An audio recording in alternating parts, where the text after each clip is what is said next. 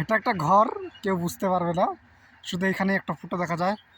আর এই দিক থেকে দেখলে সম্পূর্ণটাই এরকম মনে হবে একটা নাড়ার টেভা, নাড়াচাড়া করা ডাটির টেভা, ধানের নিচের ডাটি এটার টেভা, ওটা ঝরানো আছে। এইখানে শুধু একটা ফুটো আছে, এই ফুটোটা দিয়েই দরজা দেখাচ্ছি কতটা ভিতরে জায়গা আছে।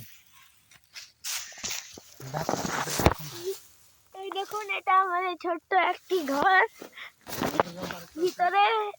এটা আমাদের বাইরের রুমটা। এখানে আমরা 3 জন বসতে, 4 জন 5 জন বসতে পারি। ভিতরে আরেকটা রুম আছে, এখন দেখাবো আপনাদের।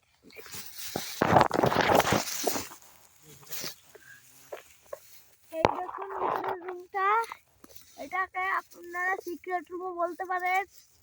এই রুমটা এখন ঠিক করার কাজ চলছে, ঠিক হলে আরো ভালো দেখতে পারবেন।